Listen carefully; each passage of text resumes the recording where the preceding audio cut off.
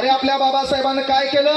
आपल्या जातीचं पोरगा deputy collector, collector, DYSP, PSI, SCI, SO केलं आणि आज त्याच माधुरी व्यवस्थेचे लोक आपल्या हाताखाली पाणी द्यायला आहेत. ही व्यवस्था आपल्या बापानं बदलली आहे आणि ते बदलण्यासाठी हत्यार एकच आहे, द नेम ऑफ एज्युकेशन. एकच काम करायचंय. ते काम काय? एज्युकेशन. आता काही जण मी बाबासाहेबांवर बोलल्यामुळे काही दलिंदर मला विचारले, तू बी त्याचाच आहे का? मी म्हणलं मी माझ्या बापाचाच आहे, पण माझा बाप ज्याच्यामुळे जगला त्या बापाचा बाप डॉक्टर बाबासाहेब आंबेडकर आहे, म्हणून त्यांना मान्य करायची गरज आहे. व्यवस्था आपली ती आहे. आपला प्रॉब्लेम हे कोणी बाबासाहेबांवर बोललं की भेकारचोट जातच काढायले. आणि एक बाबासाहेब हे बारकाले काय करावं रे की बाबा बाबासाहेब आंबेडकर आहे. या बाबासाहेब आंबेडकरांनी काय केलं तर पहिल्यांदा आपल्या मुखामध्ये असतात 32 दात, त्यावर मारली लात, माणसातून घालवली जात, तुम्हा मन आणलं माणसात. ते काम केलं डॉक्टर बाबासाहेब आंबेडकरांनी. मात्र जात मिटवण्याचं काम बाबासाहेब आंबेडकरांनी केलं असेल आणि म्हणून स्वतःला कोणी बौद्ध म्हणून घेत असताना तुमच्यामध्ये सोमस, लाडवान, आंधवान ह्या 3 जातीमध्ये तुम्ही जर भेदभाव करत असाल आणि त्याच्यात सोमस, लाडवान, आंधवान मी श्रेष्ठ आहे असं म्हणत असेल तर मग ही जीभ काळी आहे. तू रातच्या रात मरायला पाहिजे. ज्या बापानं जातीयता मिटवण्याचं काम केलं त्याच्यात जर तुम्ही ह्या 3 जाती आणल्या, कसं नाही ती अंगावर इजेची तार तुटून पडा. 14 तळ्याचा सत्याग्रह करताना आपल्या बापानं कोणाला मेसेज केला नाही, बापानं व्हॉट्सअपचा ग्रुप काढला नाही, बापानं सांगितलं नाही या चौकात या, हे बॅनर फॉरवर्ड करा, स्टेटस ठेवा, सर यायले काही म्हणले नाही. आपला बाप पहिल्यांदा 14 तळ्याच्या पाण्यामध्ये उतरला, पाणी पिला आणि त्या ठिकाणी भीम गर्जना केली. या पाण्यावर माझा नाही, चंद्र सूर्य तारे असेपर्यंत माझ्या प्रत्येक जाती समूहातल्या लोकांचा अधिकार आहे. अरे म्हणून आंदोलनाचा भाग व्हावं लागते. त्यासाठी पहिल्यांदा काय आहे, आपल्या समाजाचा इतिहास आपल्याला कळणं गरजेचं आहे. आपल्या समाजाचा इतिहास आपल्या लेकरांना कळणं गरजेचं आहे. आपल्या लेकरांना फक्त घोषणाबाजी शिकवायची नाही, मूळ इतिहास लेकरांनी वाचला पाहिजे. कारण तुम्हाला तुमच्या समाजासाठी बोलता आलं पाहिजे. बोलता येत नसेल तर लिहिता आलं पाहिजे, लिहिता येत नसेल तर वाचता आलं पाहिजे, वाचता येत नसेल तर समाजासाठी रस्त्यावर येता आलं पाहिजे. म्हणजे समाजासाठी बोलता आलं पाहिजे, लिहिता आलं पाहिजे, वाचता आलं पाहिजे, समाजासाठी रस्त्यावर येता आलं पाहिजे. किंवा जी लोक तुमच्यासाठी रस्त्यावर येतात त्याच्या पाठीमागे उभं राहता आलं पाहिजे. हे सध्या गरजेचे. मेन काय माहितीये का? अरे सर्वात महत्वाची गोष्ट, ज्याला स्टेटस ठेवल्यानं माणसाचं स्टेटस बनत नसतंय. ज्याचं स्टेटस असतंय लोक त्याचं स्टेटसला ठेवतात. म्हणून विनंती आहे, पहिले स्टेटस बनवायचं शिका. 132 वर्षानंतर बाबासाहेब आंबेडकर हयातीत नाही, मात्र त्या बाबासाहेब आंबेडकरांच्या विचाराचा दररोज जागर होतो. म्हणून 132 वर्षानंतर 140 करोड लोक आपल्या मोबाईलच्या स्टेटसला बाबासाहेबाचं स्टेटस ठेवतात. म्हणून त्यांचं स्टेटस आहे. म्हणून पहिले स्टेटस ते निर्माण करावं लागतं, तेव्हा स्टेटसला लोक आपलं स्टेटस ठेवतात. नाहीतर मग तू स्टेटस असते, तेरे सामने से गुजरेंगे ना तुझसे बाल विवाह का होगा, तेरे सामने से गुजरेंगे ना तुझसे बाल विवाह का होगा, जब हमारी एंट्री होगी शोर नहीं धमाका होगा. थांब थांब. जयंती बाबासाहेबाची जय जयकार महा करून दुसऱ्या दिवशी महापरिनिर्वाण करतो का? डॉक्टर बाबासाहेब आंबेडकरांचा, डॉक्टर बाबासाहेब आंबेडकरांचा जय जयकार त्याच माणसाचा होणं अपेक्षित आहे. आपलं काय? आपलं काय खरं आहे? 3 एकर शेती,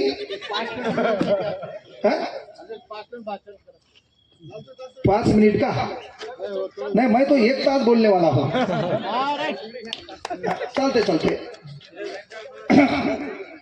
पहा, लक्षात घ्या.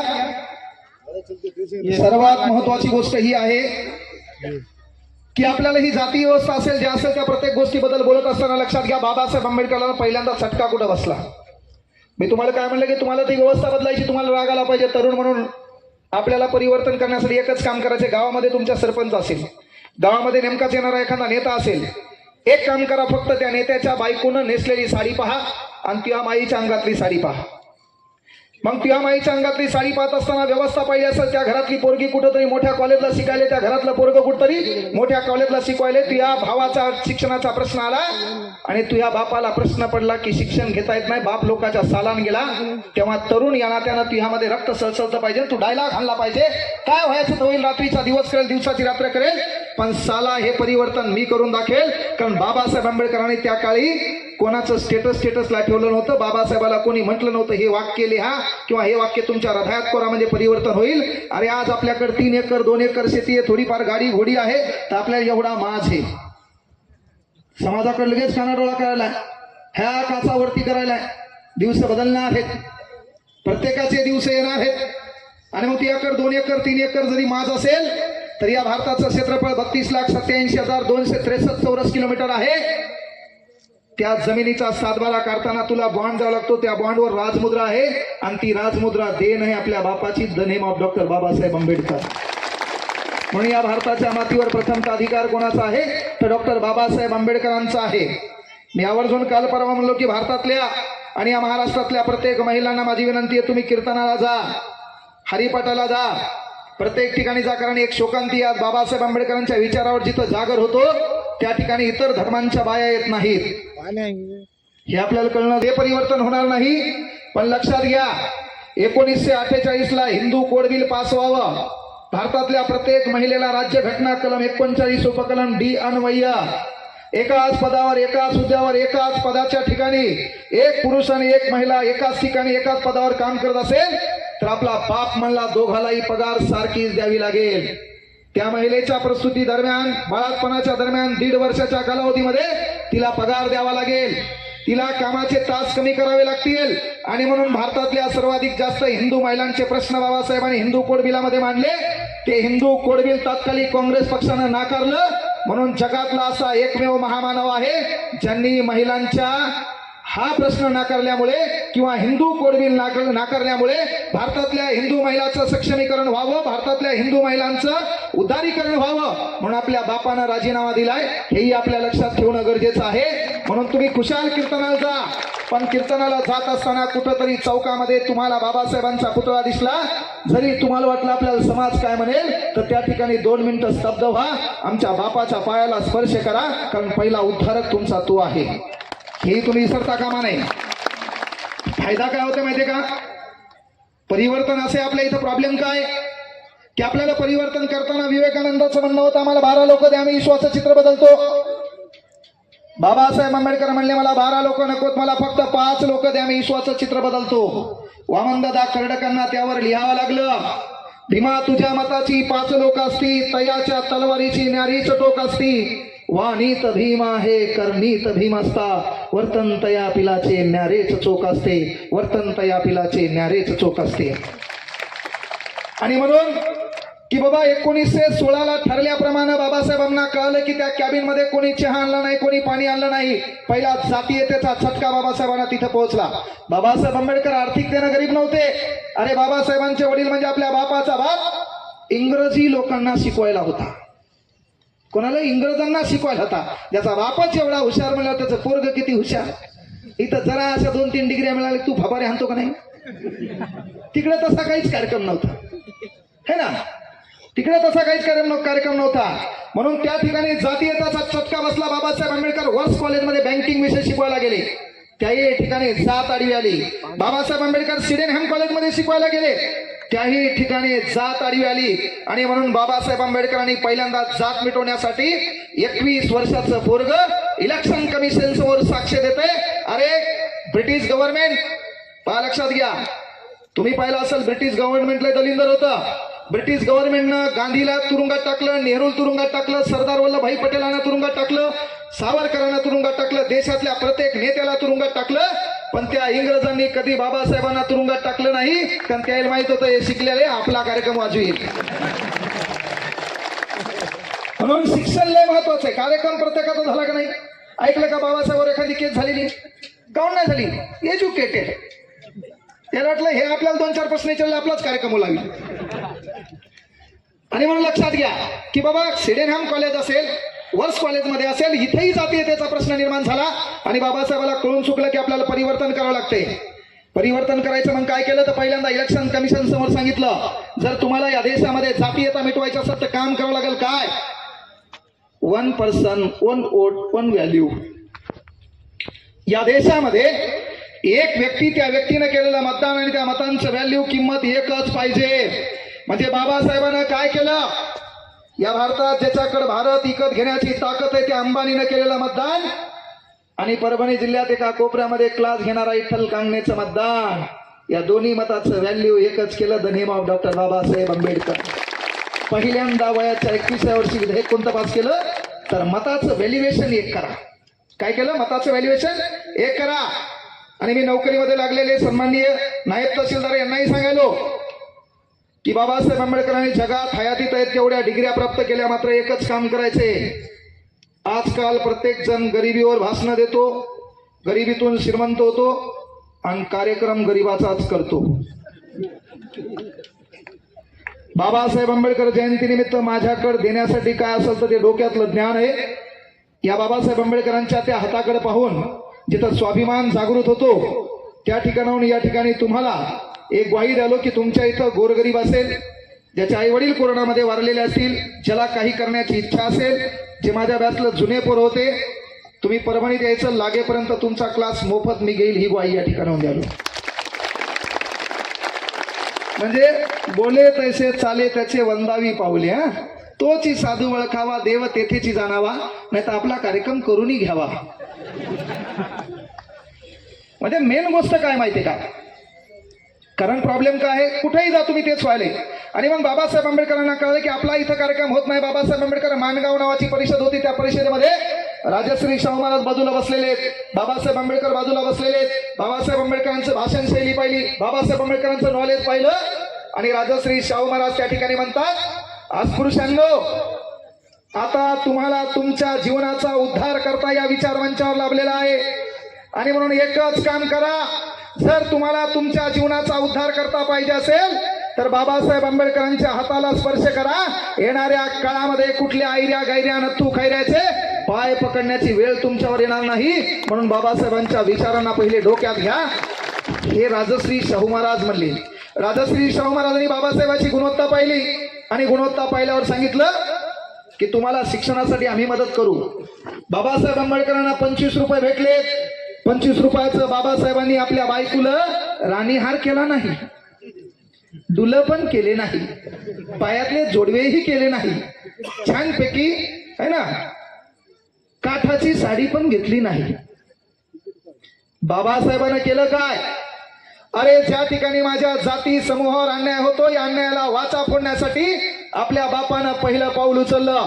31 जानेवारी 1923ला आपल्या दीनदलितांचे प्रश्न मांडण्यासाठी आपल्या बापानं एक पाक्षिक काढलं. त्या पाक्षिकाचं नाव होतं मूकनायक. त्या पाक्षिकाचं नाव काय होतं? मूकनायक. आणि बाबासाहेब आंबेडकर ब्राह्मण विरोधी नव्हते, हे बी लक्षात घ्या. आपलं कुठतरी चुकायले. राज्यघटना कलम 29 नुसार प्रत्येकाला प्रत्येकाची भाषा, प्रत्येकाची लिपी, प्रत्येकाची संस्कृती, प्रत्येकाची विधी, प्रत्येकाची पूजा, प्रत्येकाची आराधना, ज्याला त्याला उपासना करण्याचं बाबासाहेबांना स्वातंत्र्य दिले. कोणी कशाला देव म्हणत असेल आपल्याला घेणं देणं नाही.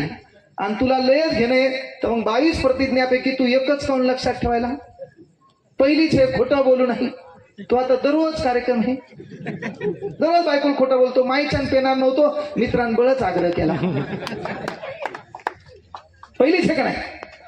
म्हणजे हे बी आपल्याला लक्षात घ्यायचंय, कारण राज्यघटना सर्वश्रेष्ठ आहे. राज्यघटना काय आहे? आपली धर्मनिरपेक्ष आहे.